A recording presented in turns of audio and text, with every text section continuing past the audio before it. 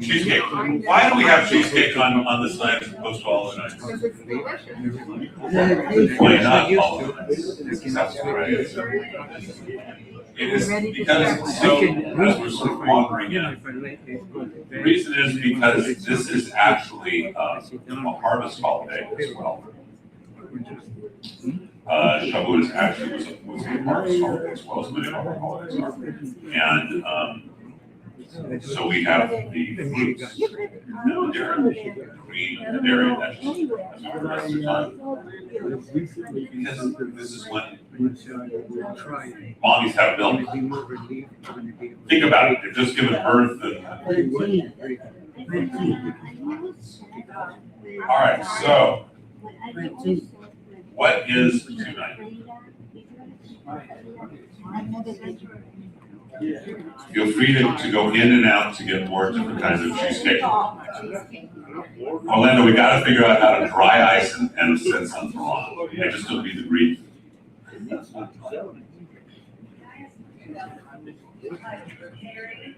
to go over that right now. We're going to go over that. We're going to go over that. Okay, so we're going to go about it different ways. So this is the night that the Torah was given to the human people. Come outside. There were no Palestinians there.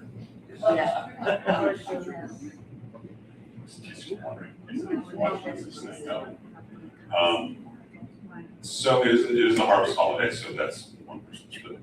But it's on Passover, we get engaged to God. Tonight is the wedding night. So, it's not here, so it's not a story. On our first day, Alice and I went to Magic Castle. The next day, I said to my mom, called her on the phone, and I said on the cell phone, we're on our way to our second date, which was at Disneyland at the Public Field. It was actually a California Adventure. She had not feeling home. I told her because she loved me so much. And I called my mom and I said, I'm going to marry. And her mom said her name. I said, Alison Sackett. And so she was here, girl, this just made me feel loved. And our first date, she was wearing a tight skirt that had an Asian feel to it. That came out wrong. It had a look that was Asian. It's very tight, dark blue or black. I don't remember the shape more than the color. And then we went to Disneyland the next day. I called my mom. I said, I'm going to marry. She said, what's your name? I said, Alison Sackett. She said, asked her if she lived in Wally Sackett. I said, you live in Wally Sackett. She said, yes, that's my grandfather. Okay. And we realized that her grandparents and my parents had been on the professional board together, the Auctioneers Association board. There was a gift in my baby book from her grandparents. Okay. Which, as a side story, my older brother, God rest his soul, was 12 years older. I always said that I was an accident. My father said no, he always wanted a second son. My parents been dead for a long time. She said to her grandmother, who was still alive, she said, I'm going out to George and Iris Barclay's son. And she said, grandmother said, I remember we used to go swimming in our pool, because they had a pool in the 50s and 60s. And Alison said, no, that was the other one, the older one. And her grandma, who was in her 90s at the time, paused. She said, I remember when Iris was pregnant. He was a surprise package. So God bless my father. And then on May 5th, there was a benefit event at Yamashiro's. It was a black tie event. I had my grandmother's engagement ring to propose. It kept in my pocket the whole time. Got back to the condo and she immediately changed into sweats. I was still in my tux. Got down on one knee, showed her the ring, and she said, what are you doing? Okay, so look, I got another year, we can spend 6 months planning a wedding, or we can plan a wedding for a year and a half, I'll give you a good one. And we got married at a place, actually out here, Harvard Botanical Gardens, and you can see jazz trio beforehand, magicians do magic during the evening. We had a cigar bar, the cigar company made out Michael and Allison cigars. We had head of the Yaqui Indians actually was there to give us traditional Yaqui blessing in the middle of an Orthodox service. My friend who was a magician at Las Vegas, he did this routine with a napkin and became a snowflake, and snow came out of his hands. He said, well, that was unique, like a snowflake, because the snow came out of his hands. He rigged all the trees in a snow rider one in mid-August. It snowed on everybody. He had snow machines in the trees. Oh. Okay? And so we got married and we went on a honeymoon. She traveled the world, so we wanted to go someplace that she had not gone. And so we took a cruise to Alaska. And when we got to Alaska, we couldn't do the dog sledding because they closed it because of the weather. We did take a helicopter to the glacier. In telling that, and recapitulating that, I have feelings. If she were here, she would have feelings. My boys were here, they'd be embarrassed. That's just it. And you have relationships, right? Okay. Stan. It's either you, Roger, or Alan. And you're in the middle. How did I get it?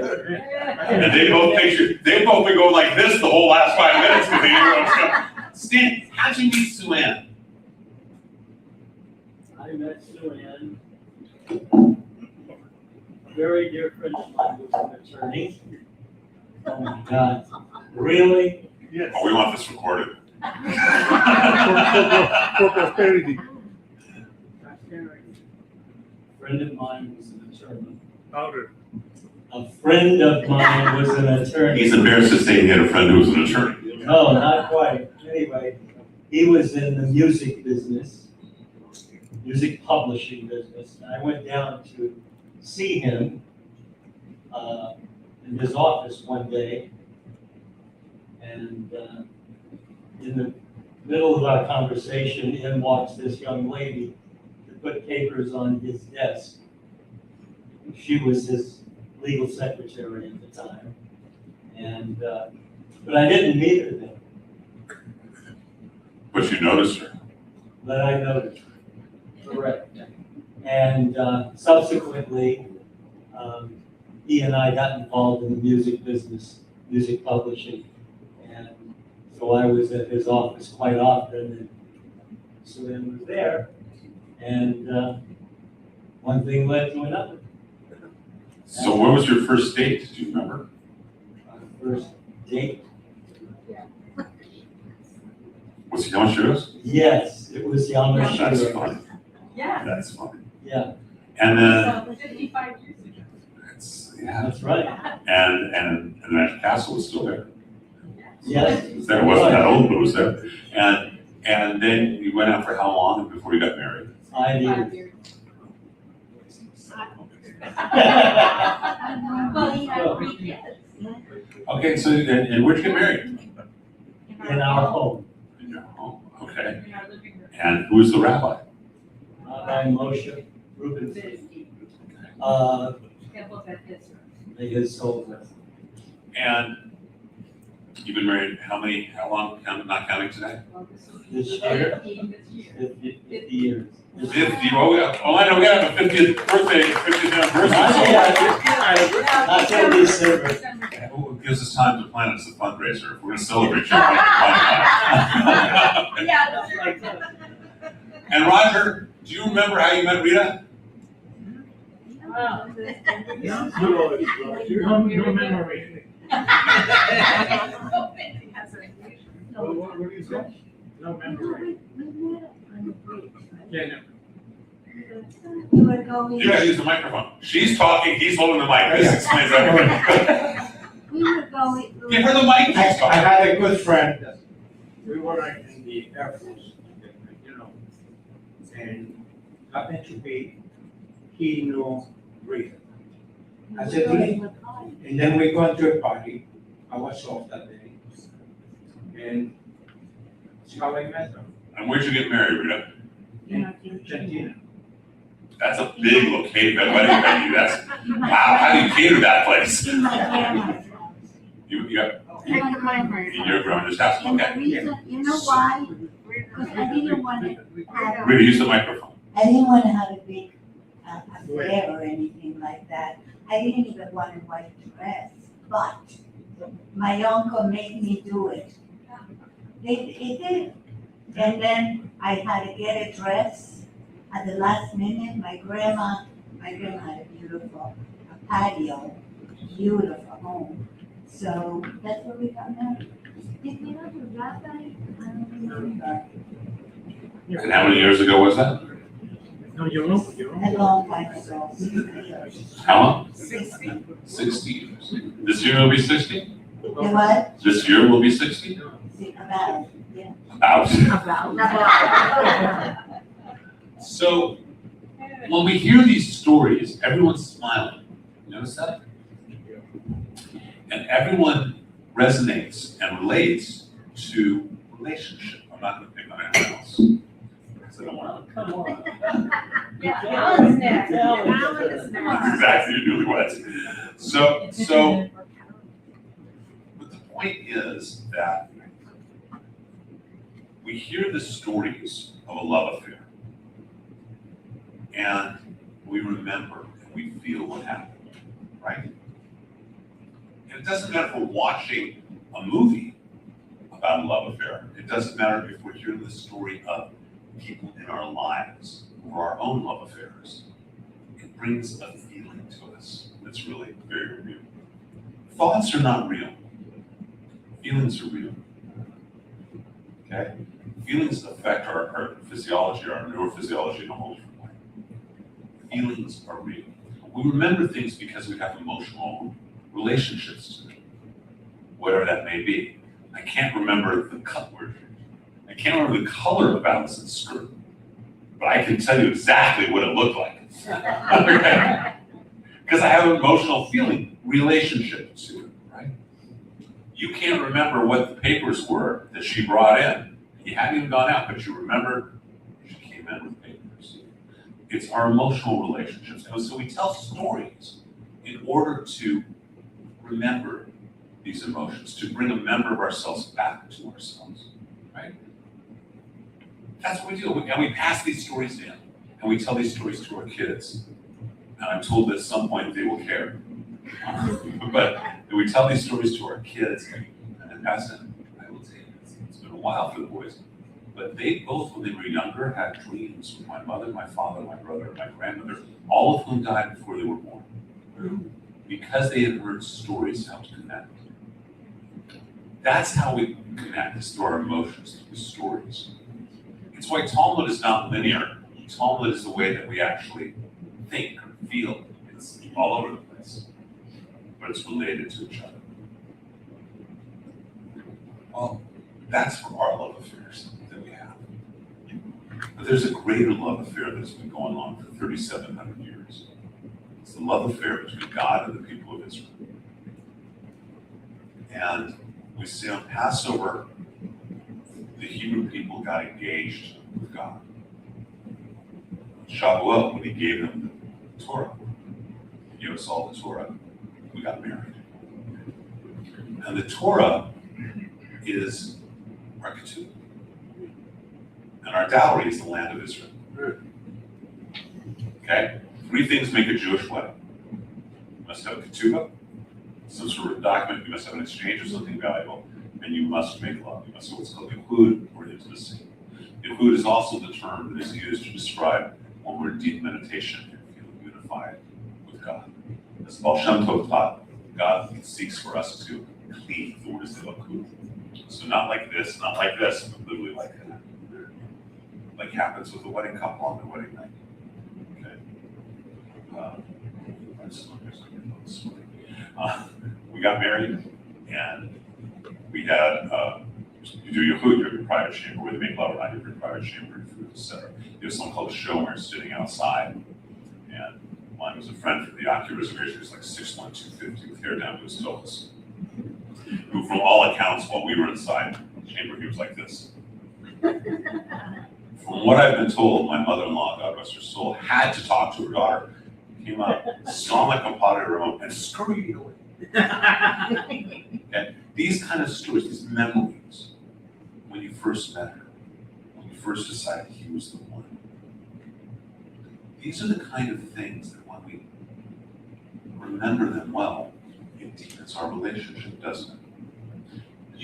When he was telling that story, which you've heard 1,000 times, I'm sure people have asked him before me, how did you meet Suan, right? So you've heard that story multiple times. But nonetheless, it touched your heart right now, didn't it? It made you smile, it made you feel more connected with them, it made you feel more intimate, more in a relationship. And it made all of us feel the same way too, didn't it? So here we have this wedding night and this relationship with God. And it's there, but all too often, we don't think about it, do we? We take it for granted, just like we do our relationships. We treat our spouses worse than we would treat any other human being. We may treat them better than we would treat anyone else in the world as well, but they see the ugliest parts of ourselves, don't we? And so, this evening is about remembering. Not intellectually, because who cares about that? It's about feeling. So you asked a question. This is the traditional text. It's called Tikkun Leil Shavuot. As you can see, it's in one language. And it's not English. So I ended up years ago editing part of the text.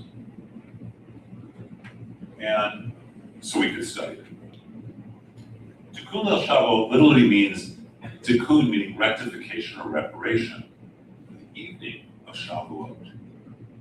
What do we need to rectify? What do we need to repair? So I will pick on you this one. Ever forget how special Caroline is to you? Ever forget how special he is to you? Well, because he's not that special. But we forget, don't we? You forget. You've been married how many years now? 45. Wait, you were living in sin before that for 10 years? We've been together 70 years, but we were there for 44 and a half. Why you Yeah, forget? the The answer is yes, forget him. Okay. All right, so those kind of statements, we all forget at times, don't we? I mean, Allison, we've been talking about our relationship for the last half hour. You haven't been. They know now all about the beginning of our Oh relationship. my God. They can tell you what you were wearing, where we went. Details about the honeymoon. And they're not going to so just to where the honeymoon was. Although those days you could still, we were on a cruise, you could still smoke cigars. And so we'd gone on a Friday night to Shabbat. People said, "What Rabbi?" I said, "Rabbi." So I'd ask him to lead the service. And then on Saturday, we're in the jacuzzi and I'm smoking a cigar. And some old couple said, "Not very traditional, Rabbi, are you?" So when we hear these stories, they deepen our relationship, right? They deepen our awareness. And Allison, I want you to know, I just told them where we met, what you were wearing on our first date. The second date when we called Mom, I just told where we got proposed. They now know everything. Well, not everything. They know where we were married. They know the band that was playing, the magic trick. So when we share those things, though, it deepens our relationship, doesn't it? Right? With each other. And when we hear those stories, it deepens our relationship. And we need that because what happens over time, if we don't remind ourselves, we forget, don't we? We forget how much we love each other. We forget how important, right? You've been married to Roger for 60 years. And sometimes, you probably know how many days and how many hours. So, and sometimes you forget. It's easy to forget what originally attracted you to him. The little things that he did. Right? Suan, this is, you guys 50 for you this year? 52. Where did you guys originally go out? Where did you originally go?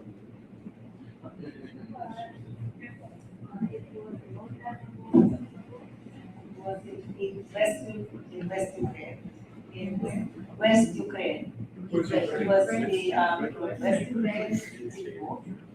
And so I don't know if, you know, this is our culture. So this is kind of different, you know. Would you remember when you first met him? Yeah, I remember.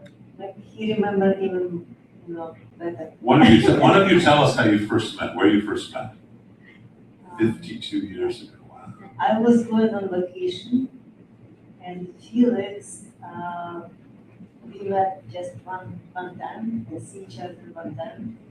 And when I just went on vacation, and it was in Georgia, Black Sea. So Felix flies there, you know, and we spent, you know, some time on vacation. After this, so he just made a proposal to me. It wasn't, you know, a long time. And so you barely known each other at all, right? He told you. Huh? And he told you he loved you and wanted to marry you, and that was that quick. Yes. Yeah. Allison, do you remember the first time I met you? I told you I was going to give you my grandmother's ring, right? We should live to be so happy for 52 years. So, when we hear these stories, when we tell these stories, it repairs our relationship, right? So, we're so caught up in bills, children, grandchildren, mortgages, whatever it is, and it's easy to forget, and the relationship can suffer as a result, right? One of the most important pieces of advice in a relationship: never go to bed angry. Always tell your partner you love them, right? Simple. But we don't. As humans, we forget. I like to say that Judaism has a very long memory, and Jews have a very short memory. Okay. We can remember things thousands of years ago, but we can't remember what happened October 7th. Too many Jews, right? So this night is a night to repair, to rectify the relationship that we have with God as a people and as individuals. And so that's why it's called Tikkun Leil Shavuot.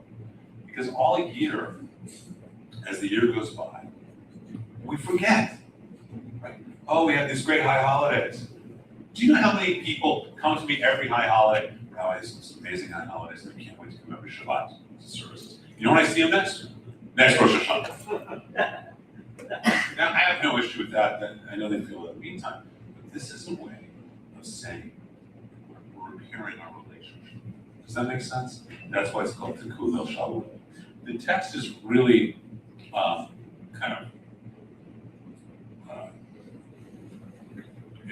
it's kind of made into a real text pretty much by the time of Luria, 15th, 16th century, and it's a mystical text now.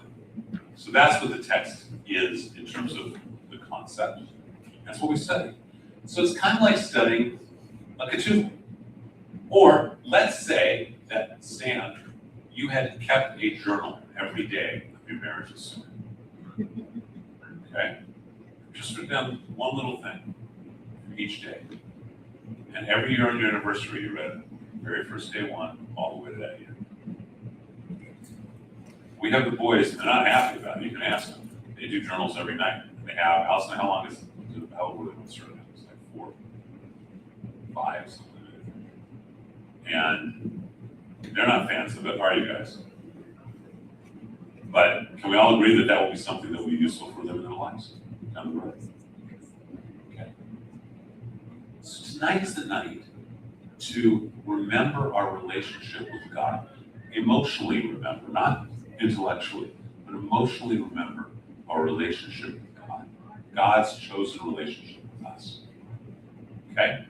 So this is the actual text. And if we turn to the first page, I have a contents in order of text. So before we get started, so I'm going to ask a question. Traditionally, we do this until dawn. Okay? The idea being that at dawn, we do our morning blessings. Ben, you want to try the tiramisu cheesecake? I'm just telling you right now. No, you do. Really, you do. How many of you, want to stay till dawn? Okay, I'm going to intend to. How many of you intend on staying till midnight? How many of you would intend on staying till 11-ish? Now we're just going ishes. 10-ish. Okay, so we're looking at roughly 10-ish. You'll stay till she tells you you can get up.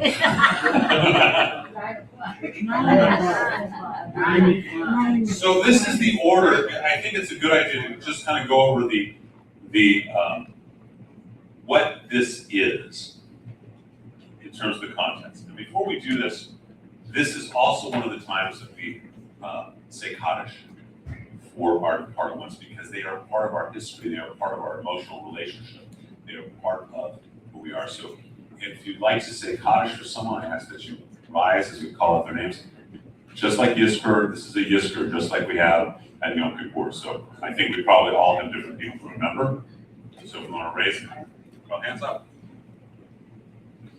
Yep, snap, so we give honor. And we'll just start over here.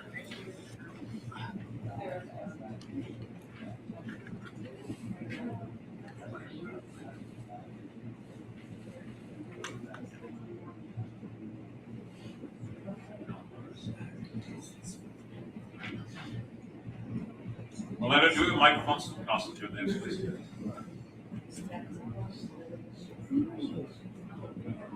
Just get back to Judy. Just pass the microphone around. RBM and Gina Burns. Allison, back here, Kaddish. Boys have people remember too. You want to say Kaddish for everybody? What's the best thing to do?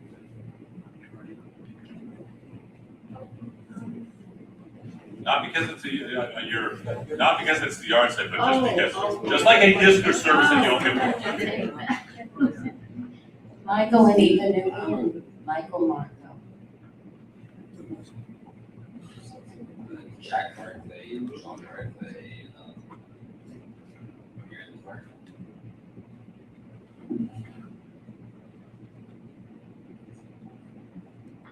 Zelda Robowitz and Israel Robowitz. You think moving,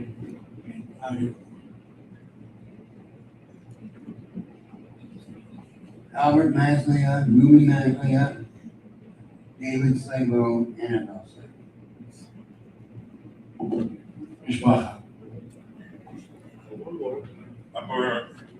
I just want to say, she said it, but. Sasson ben Yair.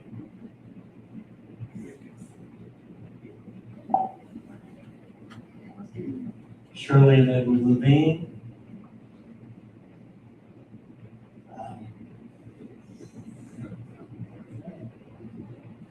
Anna and Sam Zimmerman.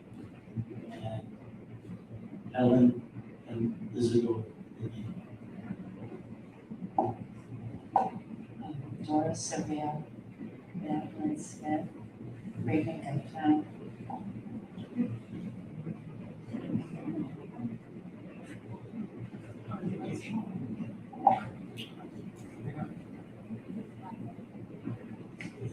See, Moshe Ben Ari, Matthew Ben Ari, Sweet. Chaim Bushler, Ben Yemirovsky. Bella Dickinson, Julie, Bella, Leah. Dorothy Feinstein, Elizabeth Feinstein, Harry Feinstein, Ida Feinstein. Carol Jaffe. Marian Pfizer, Sandler, Warren. Baruch ben Nachum Zed Halevi, Unit Sivia, Bat Shmuel, Mordechai Yaakov, and Baruch Ali. If you're watching online, if you want to type in names, there's one called Church Prince Barclay, John Barclay, and all of the families, Joseph Mishpocha, as well as all those who have died in the United States or in Israel, those who have died for our people for 37 years. Our great rabbis, Shlomo Carlebach and Kahana, Shlomo Schwartz, Rabbi Elijah Shochet, great teachers that we've had, the great leaders of our people who have encouraged and helped Torah to grow. You want to call it anybody else's names? We've written them down. What I want to say is this is very important to Roger. His brother, 21 years old, right, or 19, 20, he went to Israel. And he was working in a kibbutz, he was in a kibbutz, and his best friend was having a baby. And he said, "Oh, don't worry, I'll go to the Yeah. no, I'll patrol for you tonight." There were 3 of them went to patrol. Every night there were 3 kids that were patrolling. And that night, they killed the 3 of them. So I think this is very important for us to say, because every time we go to Israel, this is what we do, go to visit. I noticed that the people might written down. Awesome. That is all 10 miles, 12 miles.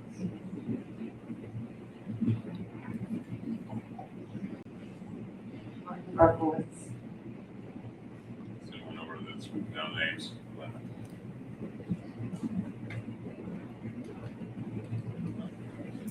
As we say, Kaddish for all of these, and for all of those who are people and our leaders, you could all be Kaddish Seder. I wanted to drop there, it's going to be a leap off the table.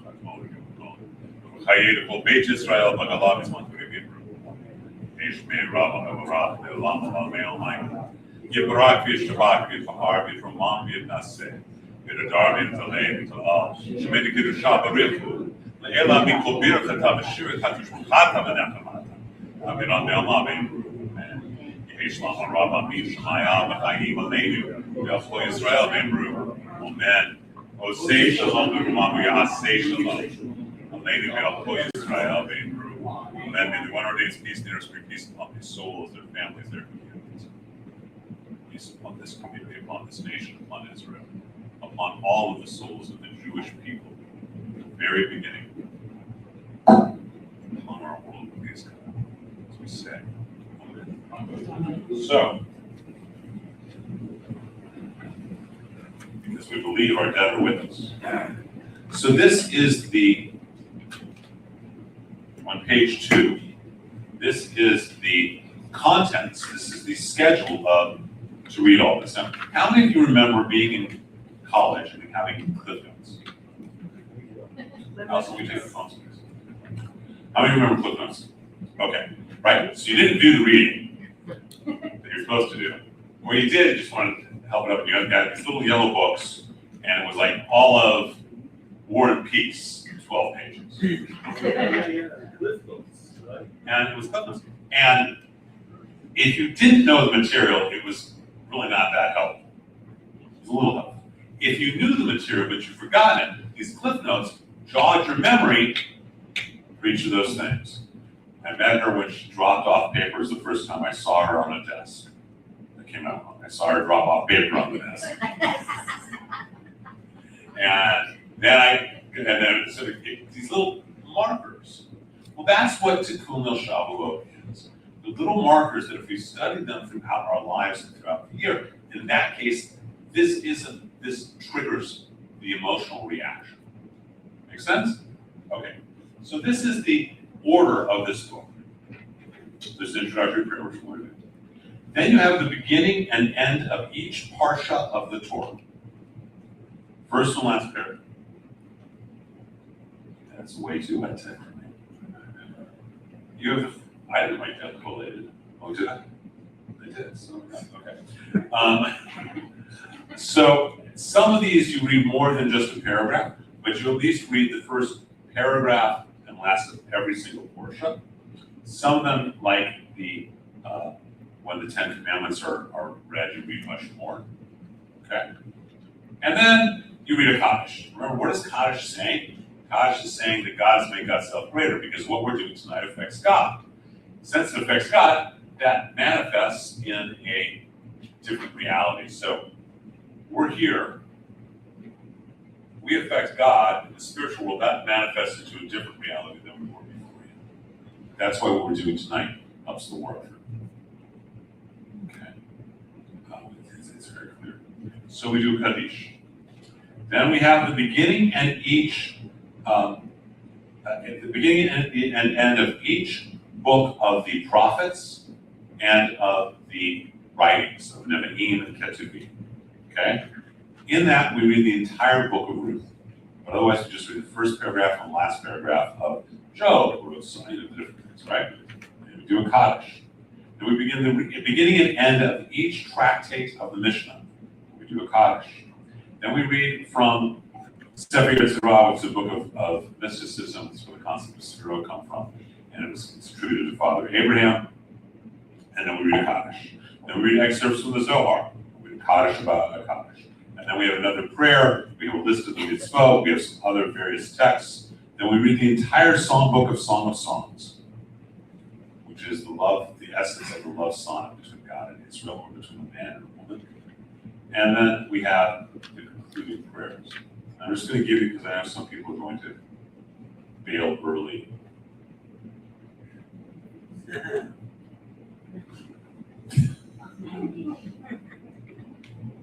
That the very last thing that we read, who can read Hebrew well? Randy can read Hebrew well. Anyone read Hebrew pretty well? I'll just do the first part. Tell me if this sounds familiar to anyone. Sound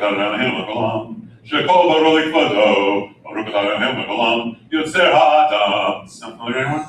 There's a part later on that starts going, Kol Sasam, Kol Simcha, Kol Chatan. The whole thing ends with the 7 wedding blessings that we recited at a wedding. This whole long text, all of it, which begins with Bereshit, begins with creation, goes through everything. And what's the last 2 things we read? One is Song of Songs, which is this book of love, poetry, of intimacy. And then we end it all with the wedding blessings. Okay? Now you know what the ark is. And so we're going to do some study. Okay? And some looking at some of this. But do you see, now if you understand what is really in this, and this is not what this is an ultra-Orthodox temple. They're not studying this. Okay? And even most ultra-Orthodox temples. But when you really see what this is, and you look at, and you just look at the structure, you don't even have to know anything. Just looking at the structure, it's clear this is about a unification, a wedding night, isn't it? That's what this is about.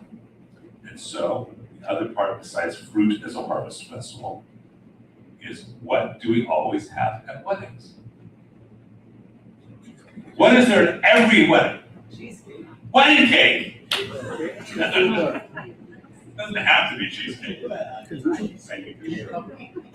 Okay, so first of all, do you see the whole structure? So if anyone needs to leave, they can leave, and you still get what the structure of this is. So this is the night. Now I want you to think about this in a different way. Imagine, so you're married 50 years this year, right? That long stand? What date? December 5th. And wouldn't it be interesting if on the evening of December 4th, the two of you sat down and went through your whole relationship for 50 years?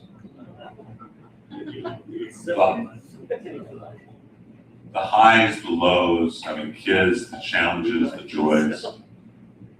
That's celebrating the anniversary, isn't it? Right? And recommitting ourselves. That's what tonight is. That's why it's the rectification, the reparation. That's why we call tikkun, Zelle, Shavuot, rectification, the reparation. Make sense? So, the Torah begins, as we all know, before people have been created. Right? It says here, very clearly, Bereshit bara Elohim et hashamayim v'et haaretz. In the beginning, God created the heavens and the earth. And the earth was astonishingly void, and there was nothing but tohu, chaos, and confusion. And the Spirit of God moved very quickly over the faces of the depths. There was a spark, and God said there will be light, and there was light. And God looked at the light, and he saw that he was able to perceive it. He looked at the light, and he saw that it was good, and he said, "Call to the light day, and to the darkness he called evening," and there was evening, and there was morning. Take it one. Who cares? And this is a really important question. This is a really, really important question in terms of today, what's going on in the world. Why should I care that God created the heavens and the earth? Anyone got an idea? Who's an artist? Wait, someone's got? I just think none of us would be here otherwise. Yeah, so what? We're here. Who's an artist? Makes art or paintings or writings or whatever. Okay, so Roger, you make paintings. You do beautiful charcoals and art, right? Sure. And you create them, correct? Correct. And let's say that you made one of, what's the last piece of art you made? Describe what it was. Just describe one of the pieces of painting. Just describe one. What? A rabbi. That's not art. I feel Joel likes that line from Excalibur. Jesus, son, but a nightmare. Mostly a Jewish motif. Okay, so it's a Jewish motif. So you make this painting of a rabbi, okay? And you decide you're going to give it to Karen. Okay? Can you do that? Yeah. You want to give it to Alan. Can you do that? Sure. Okay. It's you made it, so you get to give it to whomever you want, don't you? Correct. That's why we need this all exists. Why do we know that God created how God created the universe? One, it teaches us about creation. There's all sorts of teachings. It allows us to understand our partner better. But the other reason is God created the heavens and the earth. So when God says, this land is yours, whose land is it? Period. If you give that painting to Alan, it's his. Do I get to say, Alan, that's my painting? No matter what happens, the creator of it gave it to him. We're given Israel. Now do you see why we have to talk about before the world was even created? Right? Does that make sense now? It has importance to us today as much as anything. And so we continue. And there was light. God perceived light was good. And day one. On day two, we have this firmament, and this is the waters. Let us divide the waters from the waters. The firmament heaven. And there's evening and there's morning, second day. The word for heaven is shemayim, composed of ash and mayim, fire and water, gas and water. There's more water than meets the eye. On day three, the waters under the heaven were gathered together in one place. Dry land appeared. God called the dry land earth, and unto the gathering together of the waters called seas, and God saw that it was good. And God said, let the earth bring forth herb yielding seed, and all these seeds and fruits and grasses. And God saw that it was good, and there was evening and there was morning, third day. Have any of you ever noticed that often we will find Jewish celebrations that take place on a Tuesday? Never noticed that? It's the third day. And this is the only day of the days where God says it was good twice. It's considered good fortune to do things on Tuesdays. Because everywhere else he says it was good. Here he says it was good twice. Really? I wouldn't lie to you. See, now he's looking at the paper. Before he was like, really? Okay? And so we have all of these days that end up happening. This is the actual text. We have all of these days that end up happening. And we have the sixth day on the bottom of page 4. And then we read, and thus the heavens and the earth were finished, and all the host of them. On the seventh day, God ended his work which he had made, and he rested on the seventh day from all his work which he had made. God blessed the seventh day and sanctified it, because that in it he had rested from all his work which God created and made. And if we actually read it in the Hebrew, this is all that first part from Bereshit 1, Genesis 1. And this is really at the end of it. And so it is very clearly that God rested from all that he had done, which is right here, if you run the even Yom HaShvi'i. Okay, and then right here it has the closing. So on this, we read the first 7 days, and then we read the second or the last paragraph of the Torah portion of Bereshit, which is, and God saw that the wickedness of man was great in the earth, that every imagination of the thoughts of his heart was only evil continually. And the Lord repented that he had made man on the earth, and grieved him in his heart. And the Lord said, I will destroy man whom I have created from the face of the earth, both man and beast, and the creeping thing and the birds of the air, for I repent that I have made them, and Noah found grace in the eyes of the Lord. So everything between creation and Noah, what happens between creation and Noah? Anyone remember? Come on, you guys know some of these stories.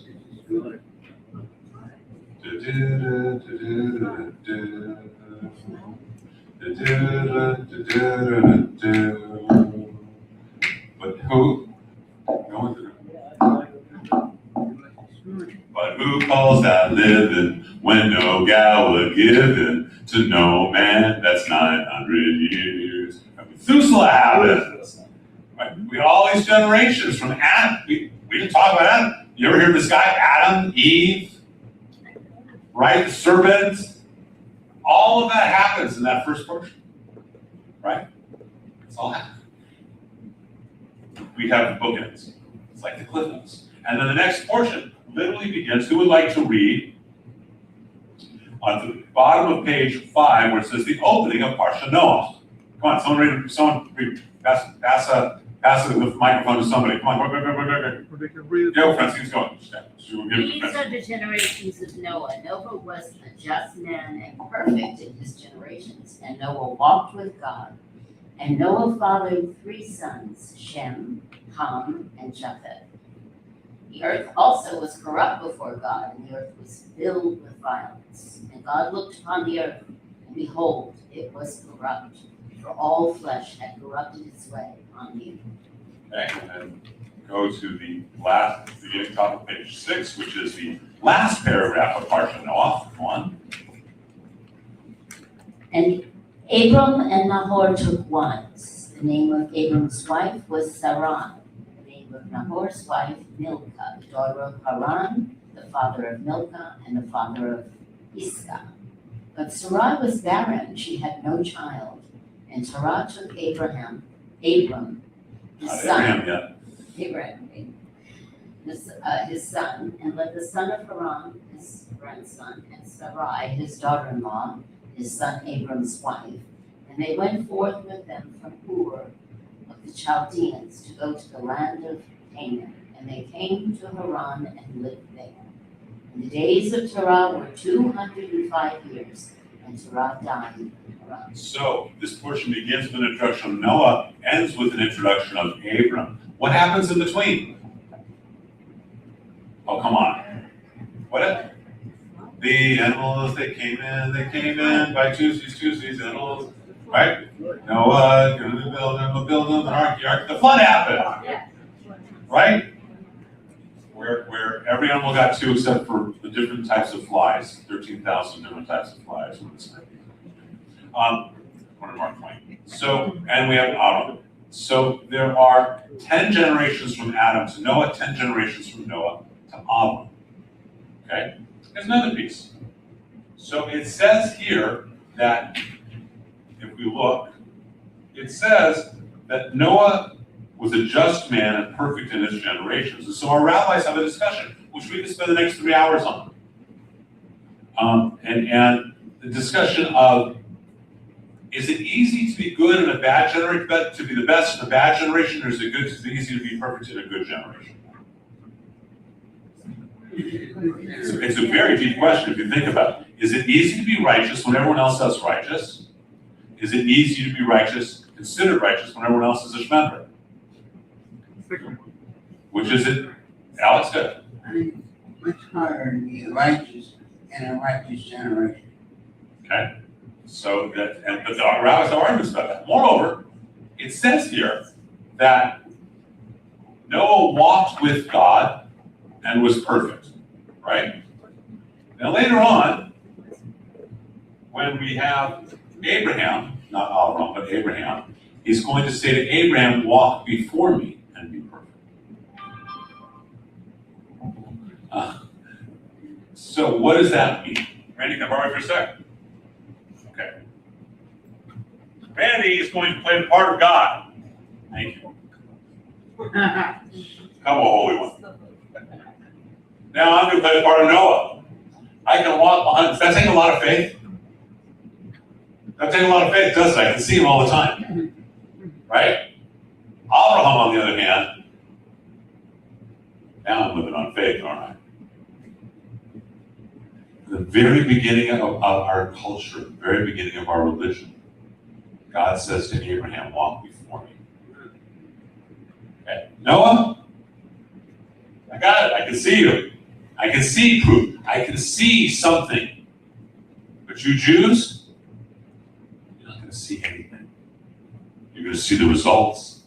If I fall, it's going to catch me. I put a helmet on back there to remind me. But he, which this is, I don't have something physical to look at, do I? Here. Make sense? So it's a difference. And it's a difference in our culture, because let's get honest. Thank you. Let's be honest. For us, God is everywhere. Which means everything is holy.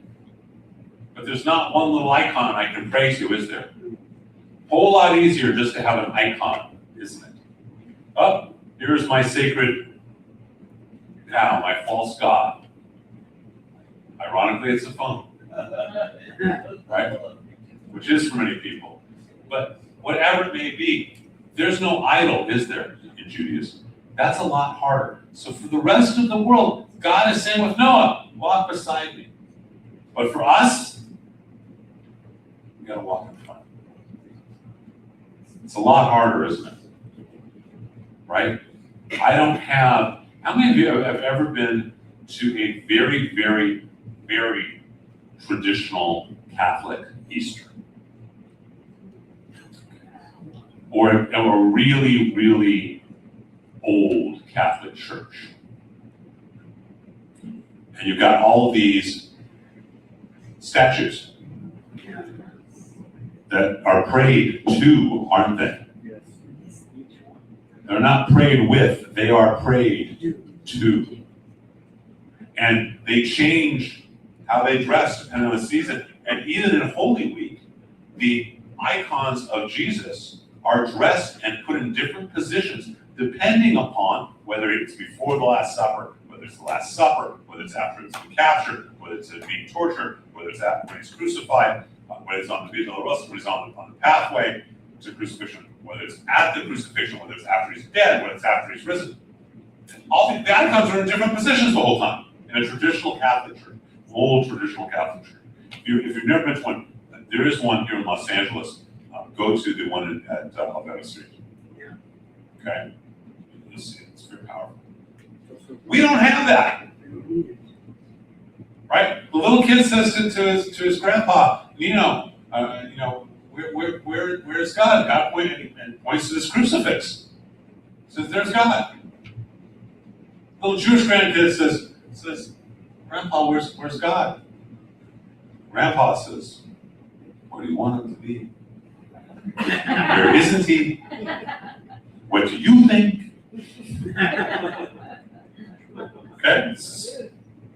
My son Benjamin asks me, how old was he, Allison, with the God question? 3?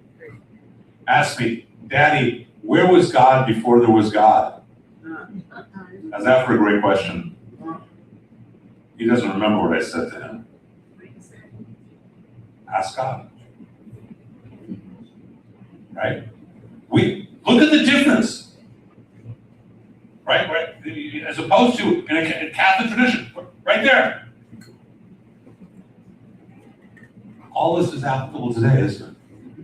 So we have now the beginning of Avram. We now go, Francine, you want to keep reading since the microphone I think you have, for Lech Lecha, which is we find it in the middle of page 6.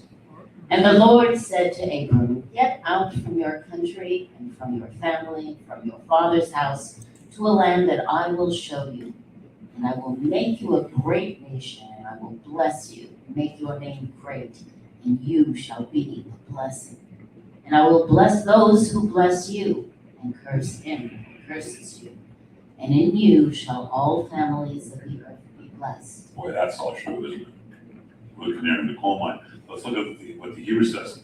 Read the last paragraph as well, the closing paragraph with Lech Lecha. And Abraham was 90 years old and 9 when he was circumcised in the flesh of his foreskin. And Ishmael, his son, was 13 years old when he was circumcised in the flesh of his foreskin. And the same day was Abraham circumcised, and Ishmael, his son, and all the men of his house born in the house and bought with money from the stranger were circumcised with him. So what happened in between? We start off, he's Avram, we end up, he's Abraham. What's happened in between? He does the Brit Milah, we have all the different things that are going on, right? Got Sodom, and all these different things. And it's a teaching. What are we first reading? Right? Vayomer Adonai el Abraham, and God said to Abraham, Lech Lecha. Lech, it means go. Lecha means to yourself, with yourself, by yourself, into yourself, for yourself. Could be any of those. So, Vayomer Adonai el Abraham, Lech Lecha. God said to Abram, go into yourself, with yourself, by yourself, for yourself, into yourself. From your land. From the place of your birth. And from the house of your father, El Haaretz, to a land asher arecha, that I will show you. Simply put, he says, go meditate. What is meditation? We move into ourselves, with ourselves, by ourselves, for ourselves, to receive what God gives to us, to a place that he will show us. That is the essence of meditation. And so, first words to the first Jew, go meditate. Okay? We have this great promise. I will bless those who bless you, curse those who curse you. And then at the end, we have the circumcision of the Brit Milah. Ishmael is his one son, who happens at 13 years old, who wants to continue reading the next parsha, which is Vayera, on page 7.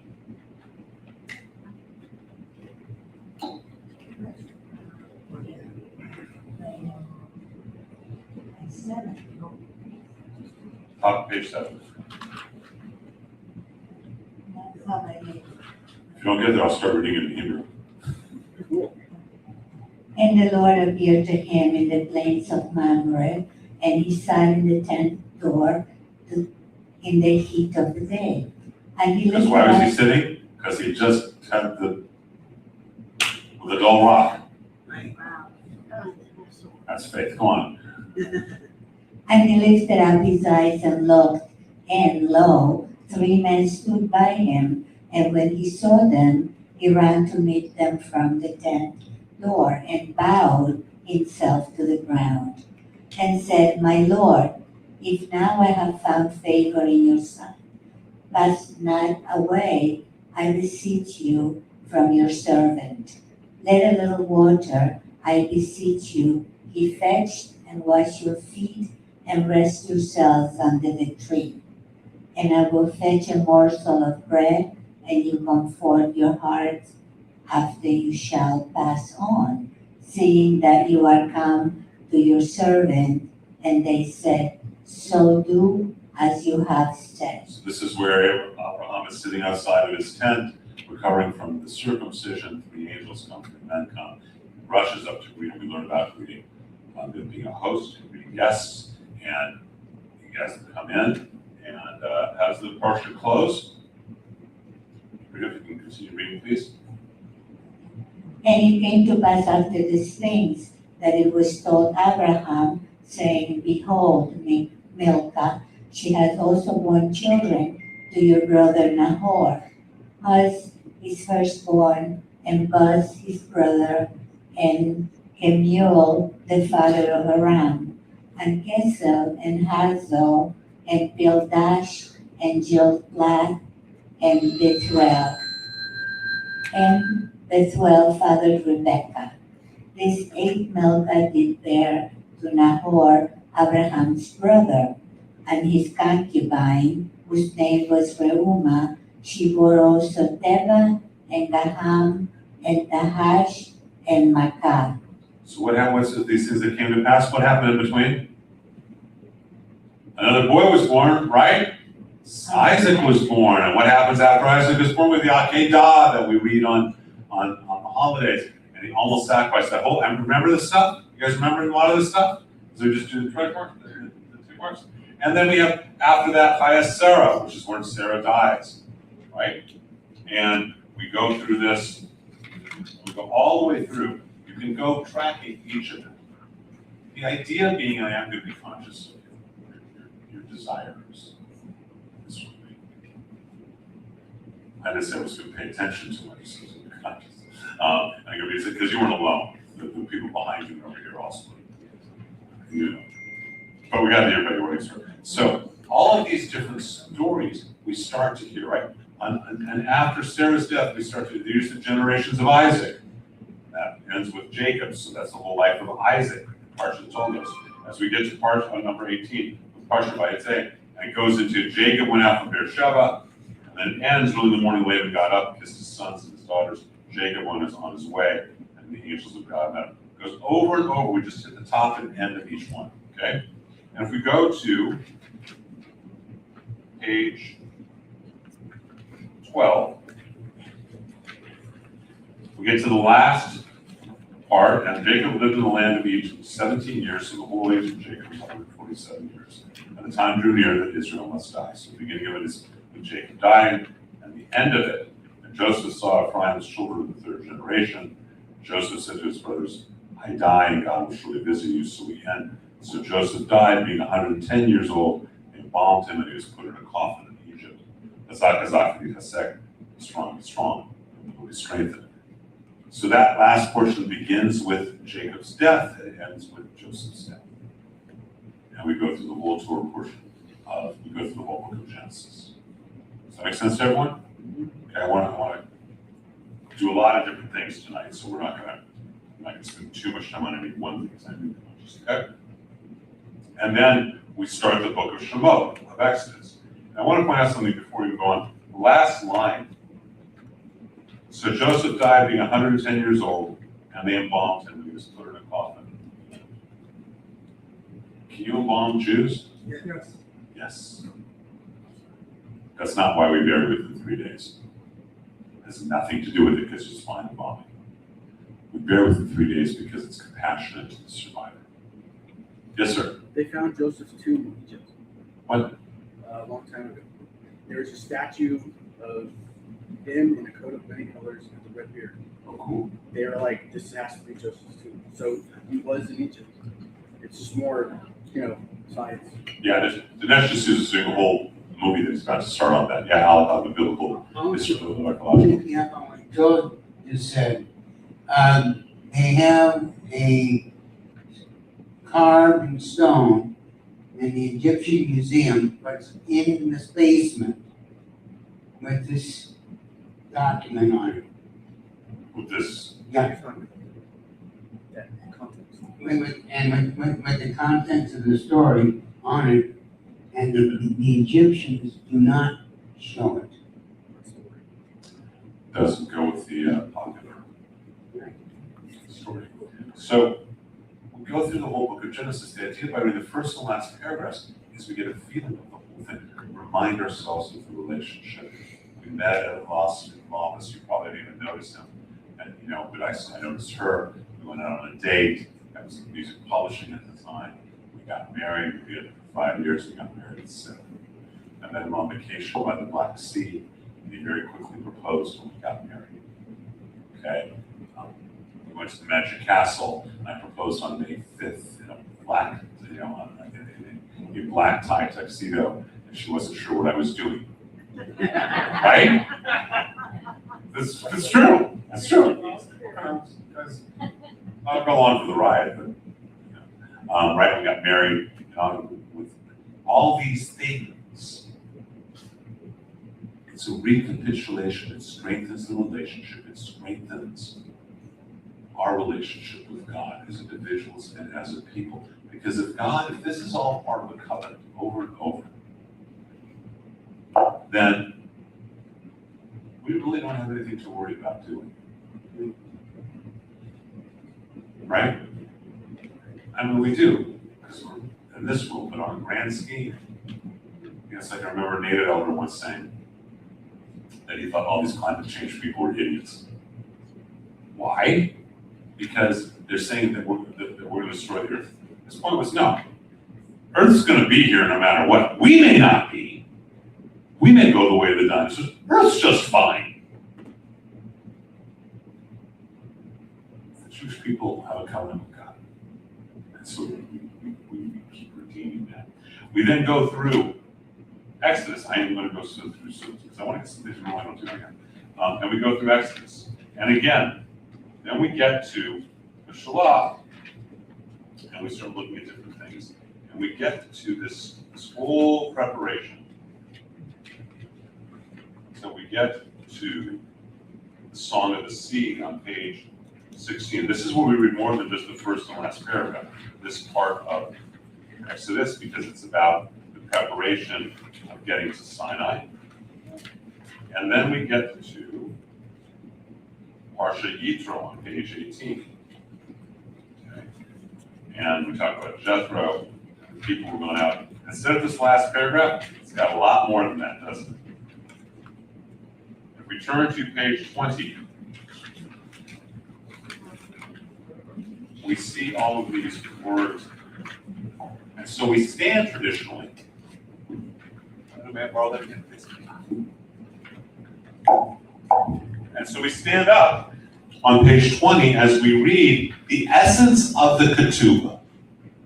If all of Torah is the ketubah, meaning not just the Torah, but everything that's associated with it, the Tanakh, the Talmud, the Gemara, the Mishnah, Sefer Yetzirah, the Zohar, all these different books. All of this is the ketubah. Essence of the ketubah are these lines. God spoke all these words for what we stand for. He spoke all these words saying, I am the Lord your God who brought you out of the land of Egypt, out of the house of slavery. It's not, what it literally says is you shall have no other gods on your face. You shall not make for you any engraved image or any likeness of anything that is in heaven above, or that is the earth beneath, or that is in the water under the earth. You shall not bow down yourself to them or serve them, for I, the Lord your God, am a jealous God, visiting the iniquity of the fathers upon the children to the third and fourth generation of them that hate me, and showing mercy to thousands of those who love me and keep my commandments. You shall not take the name of the Lord your God in vain. The Lord will not hold him guiltless who takes his name in vain. Remember the Shabbat day, keep it holy. 6 days shall you labor and do all of your work. But on the seventh day is the Sabbath for the Lord your God. In it you shall not do any work, you nor your son nor your daughter, nor your manservant, nor your maidservant, nor your cattle, nor your stranger that is within your gates. For in 6 days the Lord made heaven and earth, the sea and all that is in them, and rested on the seventh day. Therefore the Lord blessed the Sabbath day and made it holy. Honor your father and your mother. Honor your father and your mother, that your days may be long upon the land which the Lord your God gives you. You shall not murder, you shall not commit adultery, you shall not steal in the dark. You shall not bear false witness against your neighbor. You shall not cover your neighbor's house, you shall not cover your neighbor's wife, nor his manservant, nor his maidservant, nor his ox, nor his ass, nor anything that is your neighbor's. And all the people saw the thunderings and the lightnings, and the sound of the shofar, and the mountain smoking. And when the people saw it, it was shaken and stood far away. Sit back down. So, why is that the essence of the Ten Commandments of the ketubah? Because that is the ultimate love vow. It is a love relationship. It is where God is saying, hi, I'm Yud-Heh-Vav-Heh. I'm going to take you out of Egypt. We're going to have a relationship together. And it literally says, it literally says, or you can just trust me. This is Shema. It literally will say, Question is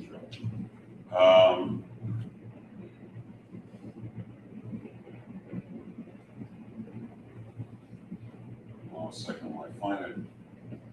So I don't misquote, but it literally will say that you shall have no other gods on your face. Well, I may have a. It's not, please. Just go find it faster.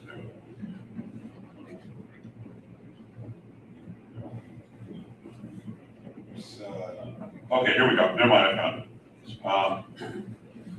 Lo yeh lecha, there shall not be for you Elohim achrim, other gods, al panav. What is a panam? Al means on, al panav meaning on your face. Because that's where jealousy, that's where you can see how a relationship is. Right? You can see on the face. Alan always is looking, wherever he is, he's looking for Carolyn. On his face, there's absolute love. And on Carolyn's absolute tolerance. Absolute love on their faces, isn't there? Right? Look at the photo. Look at the photo. Look at the Carol, turn around face. Right? Carol, turn face on it. Look at the photo. See, look at that photo. Both of them. They got love on their face. God says, don't love it. Don't put anyone else on your face. No other gods, just me. Right? It's a relationship agreement. And it's the essence of these 10 commandments, which are actually 13 sentences. And if you remember our gematria, our numerical value of the mysticism of numbers, 13 is the number that means love, ahava, because the word ahava has a numerical value of 13. There are 13 statements. This is all about love. I had the most interesting conversation yesterday with a man named Robert Spencer. How many of you know about who Robert Spencer is? Robert Spencer is probably the world's expert on Islam as a political ideology, not a religion.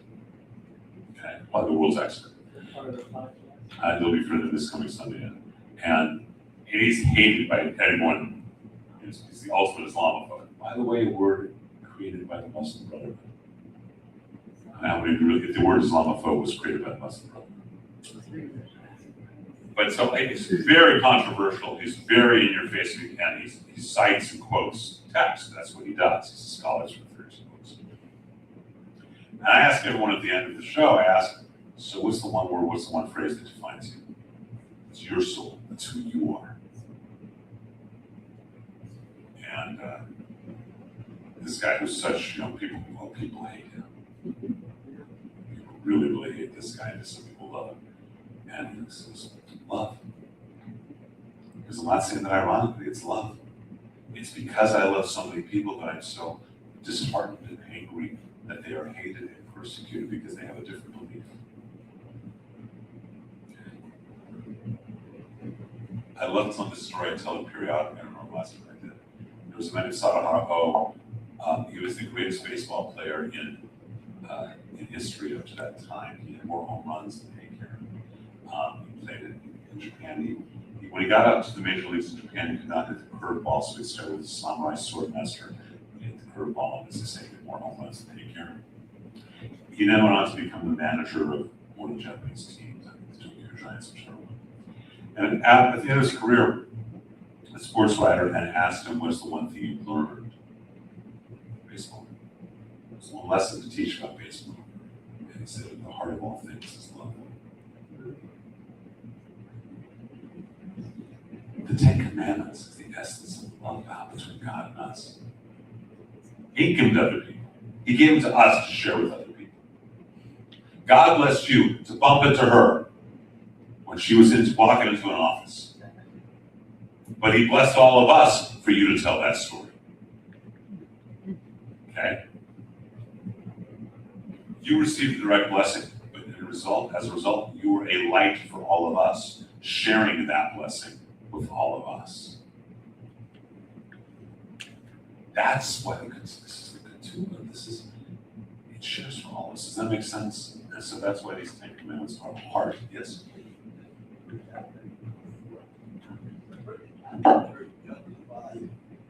I was thinking, How does the Catholic Church justify, well, you shall not make for you any great images and so forth? So, Do they have as a that, general rule, or is it missing from their own Bible?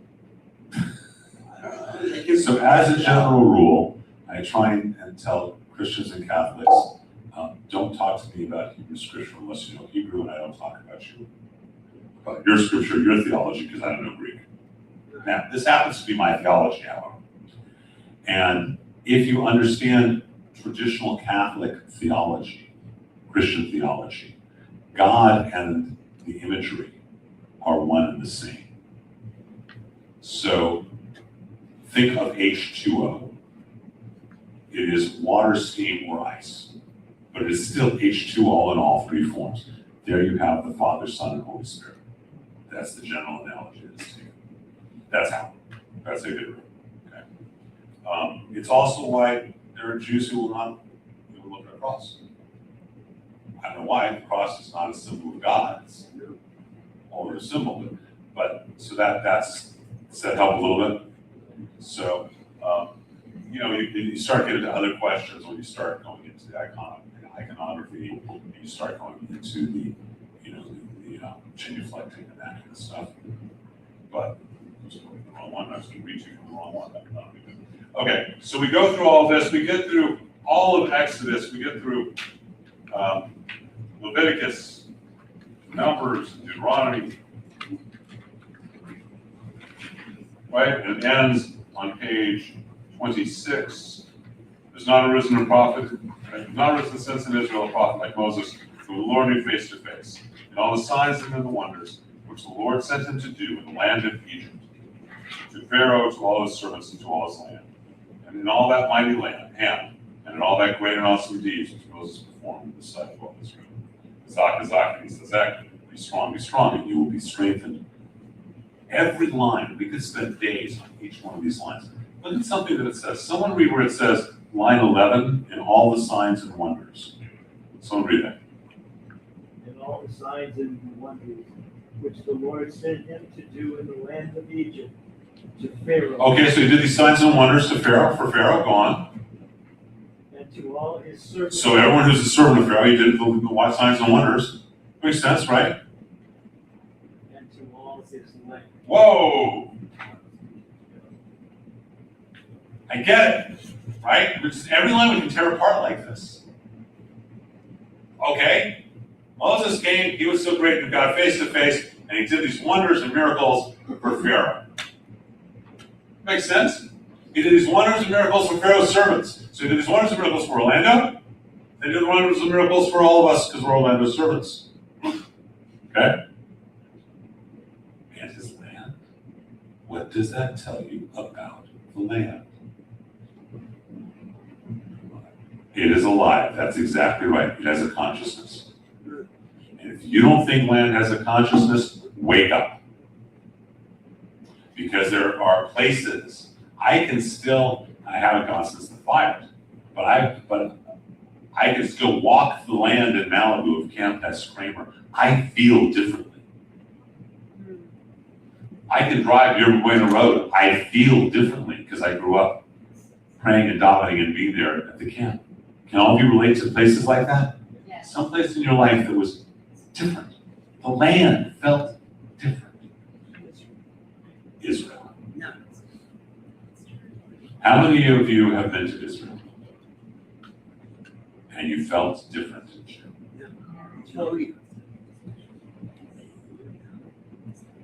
The land has a consciousness.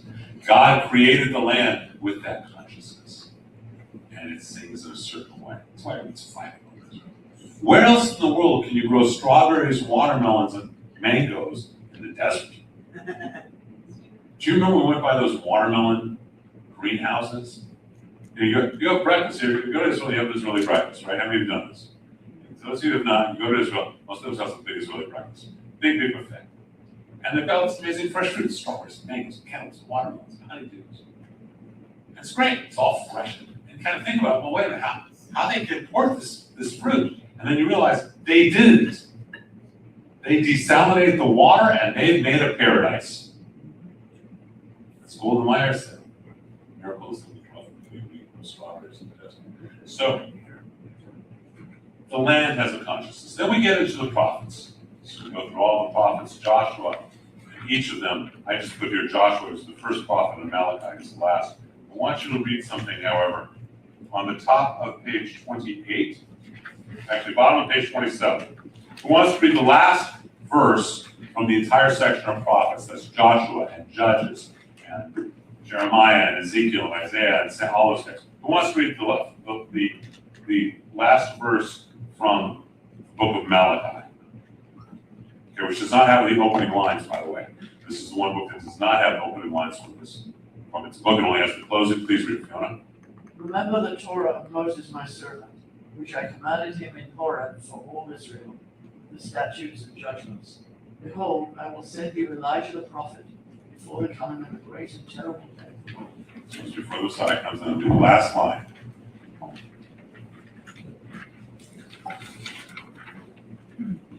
And he shall turn the heart of the fathers to the children, and the heart of the children to their fathers, lest I come and strike the land with a curse. How many of you heard Elijah's going to herald the coming of the Messiah? That comes from this verse right here. This is the verse. Why is Elijah, what's he going to do? He's going to turn the hearts of sons to their fathers, children to their fathers, and fathers to their children. That's what brings the Messiah. We then go into the writings. Now, traditionally, we read here the book of Ruth. Okay? You go to many temples, this is all they will read tonight. They will study the book of Ruth. And it is part of the reparation. It's only part of it. And what you have here, the basic story of Ruth is you have this woman named Naomi. And I should start reading it from. And Naomi has 2 sons, and her 2 sons get married, and the sons die. And so now she's got 2 daughters-in-law, and she says to them, go, leave. I can't give you more sons. Return to your mother's house. The Lord dealt kindly with you as you have dealt with them. And the Lord grant you to be fine. And they said to him, surely we'll return with these people. And we finally convinces them, go, go, go. And one of the daughter-in-laws, Orpah, says, okay, thank you. And the other daughter-in-law, Ruth, says, no, I'm staying with you. It was the first convert in this way. Ruth is the matriarch of conversion as a result. And she says all that she has to say to convert to Judaism, whither thou goest, I will go, whither thou lodgest, I will lodge. Thy people shall be my people, and thy God my God. Okay, she does that. And then Naomi becomes the ultimate mentor for her. Naomi helps her find a husband, become successful. And ultimately, Ruth has a child.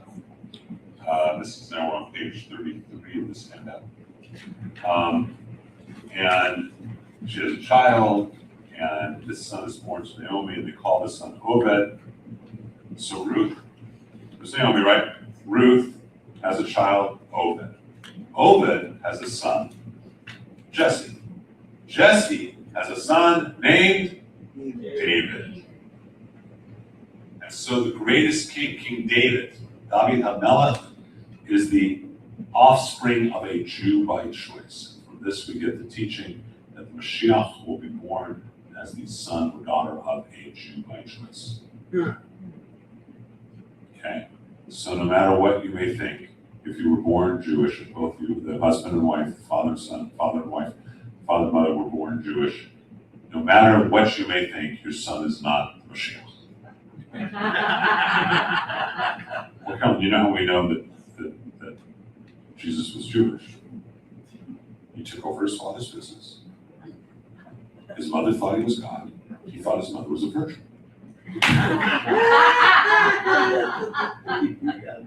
You'll use it. Okay. So we read this book, and from this we get this idea that the Mashiach will be the son or daughter. There's that idea as well, but of a Jew by choice. Then we go all the way through the writings. The last piece of the writings of Ketuvim is Ezra and Nehemiah. Remember who Ezra and Nehemiah are.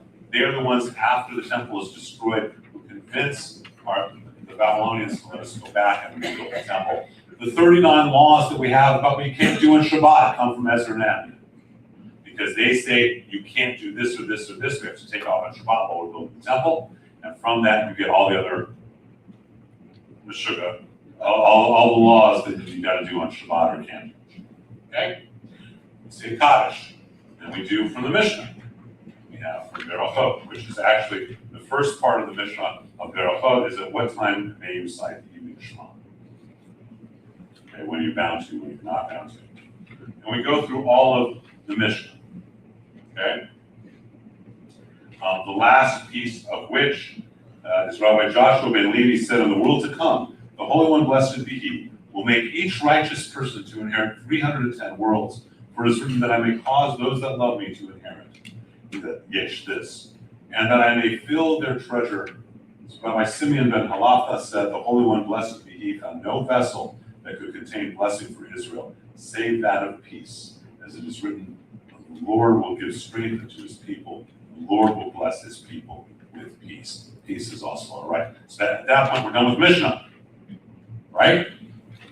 We're going to read parts of Sefer Yetzirah. This part of Sefer Yetzirah, which is the book of formation. This is where most of Kabbalah and Jewish mysticism comes from. How many have heard of the concept of spherot, of energy centers? Have you heard of the different four worlds? All comes from Sefer Yetzirah. Sefer Yetzirah, from this book. There's a copy, we have another copy here. I have a worn copy at home. I spent with another group of a couple of rabbis and some other people, and we spent, I want to say 6 months on the first paragraph of Sefer Yetzirah, once a week, for an hour and a half. It's very, very, very intense, and one flows the root of Jewish mysticism. And so we read about Sefer Yetzirah. We read that with 32 mystical paths of wisdom engage God, Yah, the Lord of hosts, the God of Israel, the living God, King of the universe, El Shaddai, merciful and gracious, high and exalted, dwelling in eternity, whose name is holy. He is lofty and holy, and created His universe with 3 books, Sfarim, with text, Sefer, with numbers, Safar, with communications support. Goes into the whole idea of God creating the universe and how. Not why, but how. And then what are we going to have after we go through Song of Songs? Come on, what's the next prayer going to be? Kaddish. Kaddish is always a transitional prayer. Whether it's a transition between the parts of the service or whether it's a transition between life and death. And then we're going to come to, we're going to read a couple of other things of the text. And then when we get to the end of this, what are we going to read? We're going to read Song of Songs. And I think that it's not, because we don't only just get a pause at the beginning of this, and then people want to go home. I wanted to time this so we can do something else a little bit. Who wants to begin reading on page 38? And I think we have the time and schedule set. I worked this. I'm very proud of myself, Sam. That we read Shir HaShirim. This is what we read on Pesach. It opened the gates of the temple. It is written by King Solomon when he was a young man. Who would like to begin reading with the microphone? Where's Lena? We need a microphone. Who wants to read starting on page 38? Song of Songs. Oh look, I was volunteer. Come on, who wants to read? Somebody. Fiona's going. Fiona's going. There we go. She's not like this. That's Fiona's way of saying yes.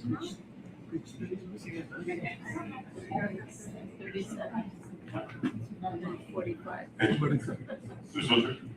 This is page 38 on mine. It goes from 37. They're not all right. Do you have a page 38? I have a page 38. Songs. Okay, Fiona, do you have a 38? Yes, I do. Okay, why don't you read for all of us? It's also up there. Although it's not quite there. Well, then we got to go back to chapter 1, verse 1. Actually, this is meant to be read. How many of you like poetry? Poetry is meant to be read aloud.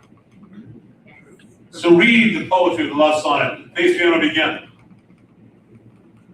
The Song of Songs, which is Solomon's. Let him kiss me with the kisses of his mouth, for thy love is better than wine. Because of the savor of thy good ointments, thy name is as ointment poured forth. Therefore do the virgins love thee.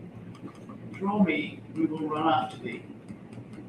king hath brought me into his chambers. We will be glad and rejoice in thee. We will remember thy love more than wine. The upright love thee. I am black but comely, O ye daughters of Jerusalem, as the tents of Kedar, as the curtains of Solomon. Look not upon me because I am black, because the sun hath looked upon me. My mother's children were angry with me. They kept me the keeper of the vineyards. Mine own vineyard have I not kept. Tell me, O thou whom my soul loveth, where thou feedest, where thou makest thy flock to rest at noon. For why should I be as the one that turneth aside by the flocks of thy companions? If thou know not, O thou fairest among women, go thy way forth by the footsteps of the flock, and feed thy kids beside the shepherd's tents. I have compared thee, O my love, to a company of horses in Pharaoh's chariots. Thy cheeks are comely with rows of jewels, thy neck with chains of gold. We will make thee borders of gold with studs of silver. While the king sitteth at his table, my spikenard sends forth the smell thereof. A bundle of myrrh is my well-beloved unto me. He shall lie all night betwixt my breasts.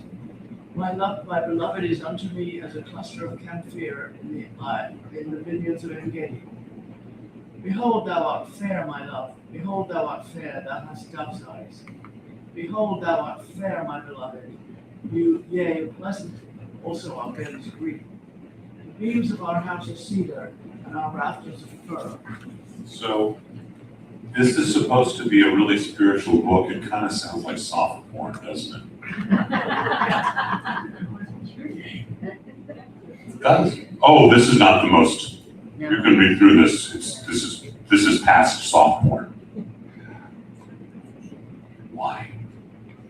Remember I said when you get married, you have this experience where the bride and the groom go to a private chamber. It's called Yahud, meaning unification.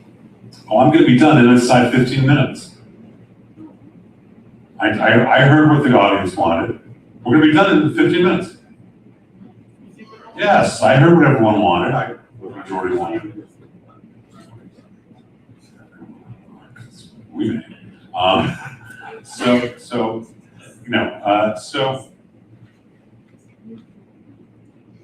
it's called Yahud. That is also the expression that is used, the term that is used when you enter a transcendent state through meditation and you feel merging unification with God. If you look at any mystical poetry throughout history, whether it's Solomon ibn Gabirol, whether it's Song of Songs, or whether it's Rumi, the Mathnawi, it is always in the language of intimate making love. Here's why. Does anyone remember what the term for making love in the Torah is? To know, Ladat, exactly. She just had this look of, she was felt she was so proud of you just now. To know, Ladat, to know. Adam knew Eve. Abraham knew Sarah. It's a different term when it's about lying with someone, laying with someone, having sex with someone. Making love is to know. So we make love, we know our partner, they know us. Right? The vulnerability, the intimacy, the vulnerability of you're open and vulnerable. For the man and for the woman. Well, you can't have that experience of Yahud with God without being vulnerable as well. It's really important to understand we put up these masks, right? Put up this mask. You know what? I'm protected now, but you can't see me, so I'm protected, but I can't see you either, can I? We wear psychological, emotional armor. It protects us from getting hurt, but like any armor, you can't feel the subtleties of the wind or a butterfly landing on your arm. To be vulnerable before God. How do you describe that to anyone? Well, the easiest language in humanity is to say to be vulnerable with your partner. Again, going back, recapitulating our wedding vows, not our wedding vows, but our ketubah. If we did that on our anniversaries, how powerful would that be for each of us? And feel it again, to feel, oh, yeah, that's my phone, that's my phone. Oh, you know, all the good, the bad, the ugly, the beautiful, all of it. By being vulnerable like that, we deepen our relationship with our friends and family, right? If that is true, how much more so is it true to allow ourselves to be vulnerable with God? And that's why Song of Songs is in the language of making love. I used to tell students to move them about. I used to tell guys this: if you go on a date and you read your Song of Songs and you don't get lucky, you ain't ever going there. I'm sorry. It's extremely. You can read it on your own. It is extreme. Now, so what happened? So you had a great comment about Catholic Bible earlier, right? Almost all Bibles you will go to, and the Jewish ones will say, according to the allegorical translation by Rashi, are based on allegorical translations. They are not. This is a literal translation that you have here. The literal translation talks about what? I'm not going to read it. I'm going to have Stan, Alan, or Roger.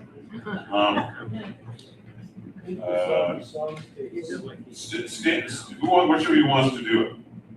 Here's something you could read. With someone, one of these guys, someone. Rob, you want to read it? Page 40. If you can start reading. Who has page 40? Randy, if you kind of start reading page 40, chapter 4. This is a nice one.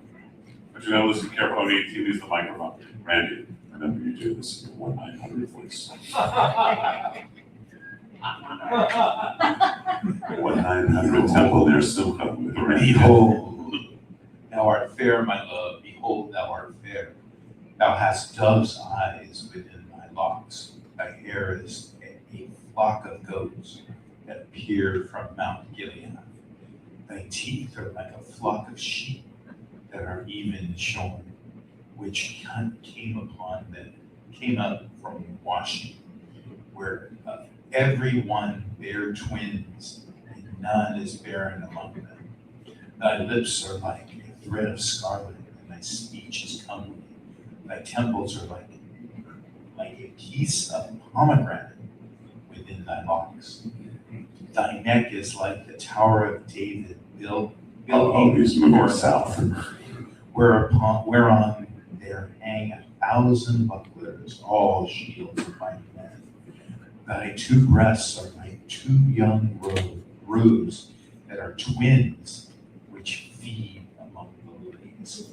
Until the daybreak and the shadow flee away, I will get me to the mountain of myrrh and to the hill of frankincense. Thou art all fair, my love. There is no spot in thee. Come with me from Lebanon, my spouse. With me from Lebanon. Look from the top of the Amana, from the top of the Shinir and Hermon, from the lion's dens, from the mountains of the leopards. Thou hast ravished my heart, my sister, my spouse. Thou hast ravished my heart with one of thine eyes, with one chain of thy neck. How fair is thy love, my sister, my spouse. How much better is thy love than wine, and the smell of thine ointments than all spices. Thy lips, O my spouse, drop as the honeycomb, honey and milk under thy tongue, and the smell of thy garments is like the smell of Lebanon. I think we're going to stop there with the yeah, with this. Yes. So it's well, you can't think. Well, we only got a couple. But wait, there's more. There's more. So we're almost done. We're almost done. I said. Okay. So that's all we're reading. Faster bedtime. That's all we're reading. Song of Songs. So we do all of this. I paid attention to what everyone was saying. It's 9 o'clock. We do all of this, and here's where we end the evening after reading this intimate love poetry. Yeah. Oh, it's pretty, yes, yes. But this is the literal translation. All right, so this is then the last thing that we do. Well, I did last one. Yes, sir. Fiona has a question. I was gonna say, my sister, my spouse thing, that's. Because it's back and forth dialogue between God and Israel. It's a back and forth dialogue, that's why. Okay. Sometimes for the bride, sometimes. Okay. And so we end it. We end all of this study with the prayer for after studying, with the Birkat HaMazon, blessing after meals, and with this following prayer. Now, some of you have heard this. You don't need to stand for it, but many of you have heard this. I gotta go this way, because here's the Hebrew thing, which I don't have my glasses. Let me have some wine too, please. Wine? Wine. Okay, love you. I'll see you guys later on. Thank you. Okay. We're done at 5. Okay. All right, so we end with the 7 blessings, the Sheva Barachot, the 7 blessings that we have at a wedding. And so I'll wait for Leonard's working on the wine, he'll get up here for that. And so we have these words. Blessed are you, Lord our God, whom all things are created in glory. And we say, Amen. And we say, Amen.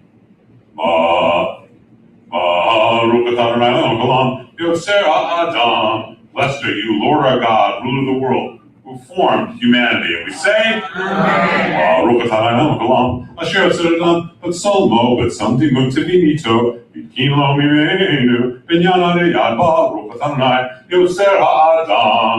Blessed are you, Lord our God, ruler of the world, who included divine wisdom as a part of your creation of humanity, who created a divine physical body and prepared us to be in perpetual union without end.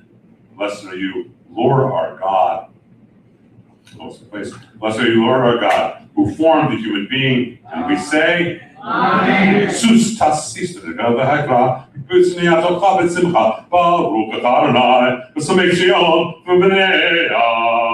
Let our rejoicing be intensity upon intensity, as we now give birth to a new life together in fullness and joy. Blessed are you, Lord our God, who gladdens the heart of the world with your children, and we say, Amen. Remember, these are not just between men. Right now, these are between us and God, a union without end.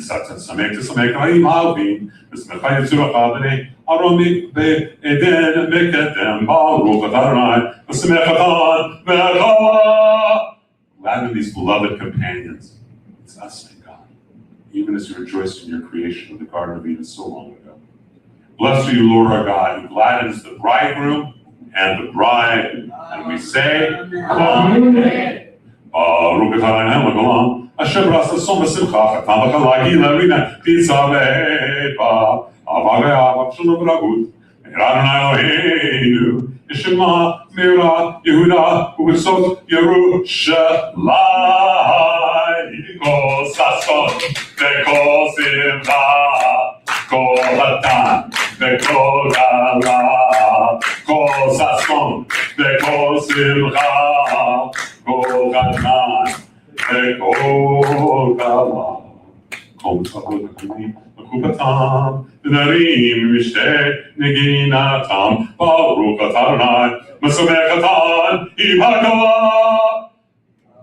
Blessed are you, Lord our God, ruler of the world, who created joy and gladness, bridegroom and bride, mirth and song, pleasure and delight, love and brotherhood and sisterhood, and peace and companionship.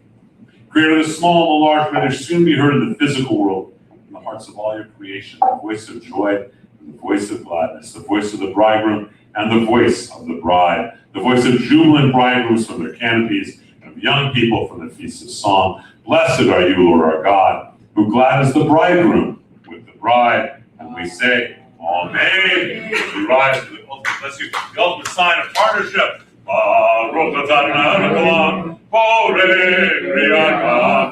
Blessed are you, Lord our God, ruler of the world, who creates the fruit of the vine. We do not say Amen, we say, Amen.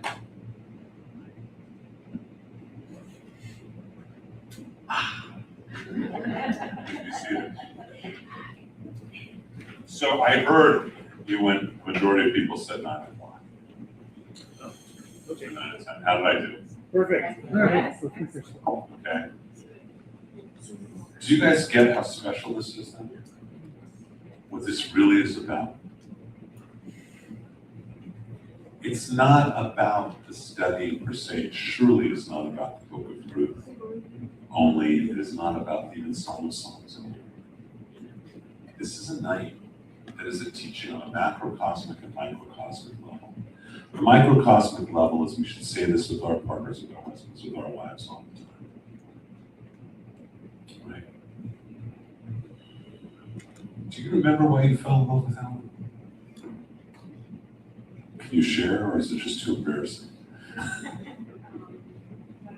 So decent, like very, thought he was very sweet and decent and honest and transparent.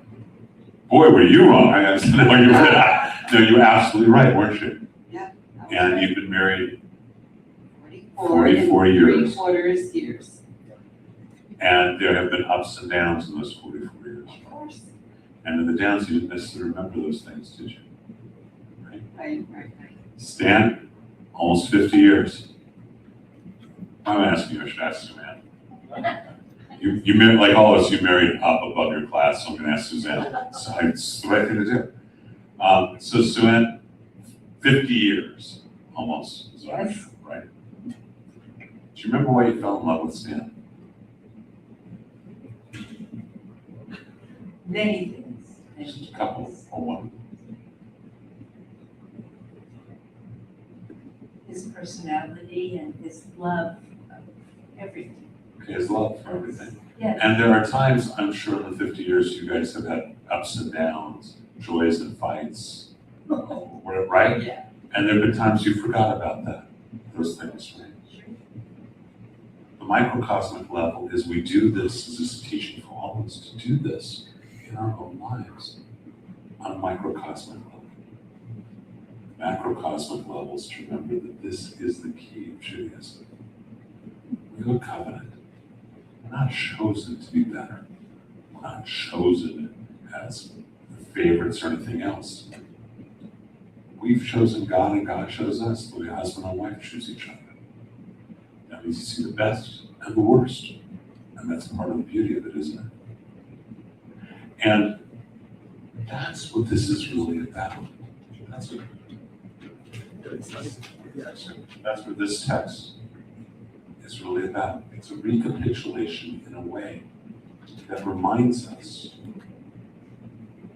what to do in our own individual relationships, not just with husbands, wives, but with friends, and what to do with our relationship with God.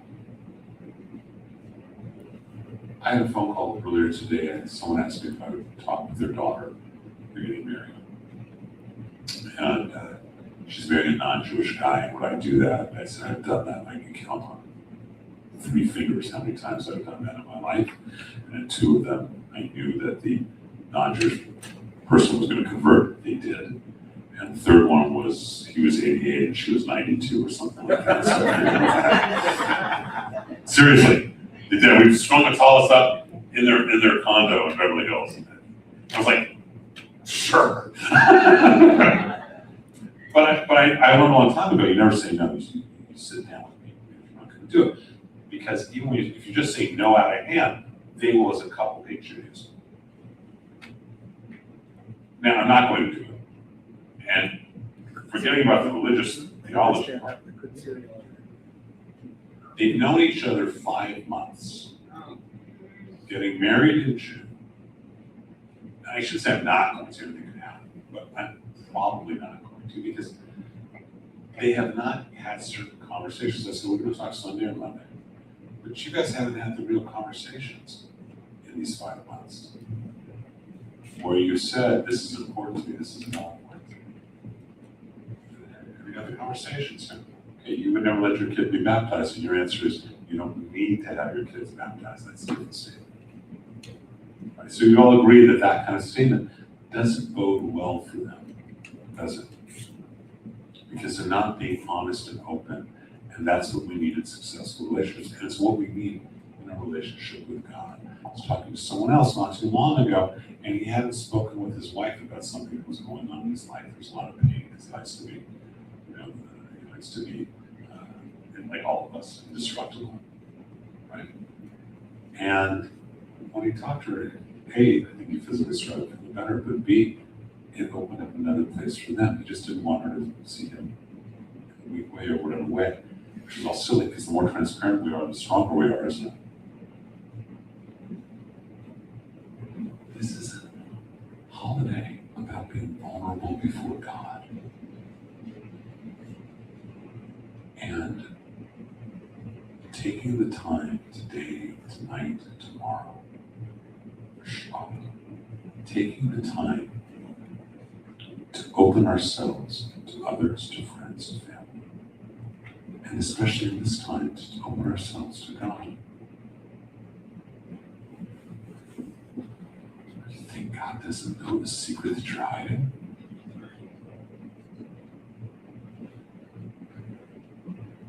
How many of us are parents? And when your child does something wrong, that can always be fixed, can't it? If they're upfront, honest, and transparent about it. True? When they hide it, it makes it exponentially more difficult, doesn't it? It's the story of the child who's crying. Her grandpa says, why? She says, we're playing hide and seek, and you keep looking for me. And he said, now you know how God feels. This is the time for us to look for God, to open ourselves and be vulnerable before God, to remember how much God has expressed since the beginning of creation, his love for us, his commitment to us as a people. To understand all of those things. You guys can sit down if you're under the age of 18. Right? To be open and vulnerable before God. That's what this is. We have plenty of hands people can take home. We can always make more, right, Orlando? People can take this home. Yeah, there's a digital, if you want to, digital better. But the idea is for look at the text and explore it, and remember your relationship with God. So here's something I would also recommend to everyone. Tonight when you go home, before you go to sleep, recapitulate your entire life, your personal life, and its relationship with God. Parents you've had, the experiences happy and sad, the joys and pains, the roller coaster of life. Go through with God. Out loud's always better, but if not, at least silently in your heart. All the blessings, all the pains, all that stuff deep in the relationship. Here's one of the things we always find: God is always there. Always been there for our people. And so we say these wedding blessings as a recognition, a celebration. And I thank you for doing this. And of course, you cannot go to a wedding without wedding cake. Or in our case, wedding tiramisu cheesecake. I love that picture that someone had sent that I got and I sent out to Orlando. The world's most interesting man, because I don't stay up very all night very often anymore. But when I do, it's cheesecake from Torah. So, Chag Sameach, Shavuot, beautiful holiday of Shavuot. And I hope this was a while. We can all hang out and enjoy all those things and take that notes home. I hope this is good. This is the actual text. Thank you guys. Valuable? Worthwhile? Chag Sameach.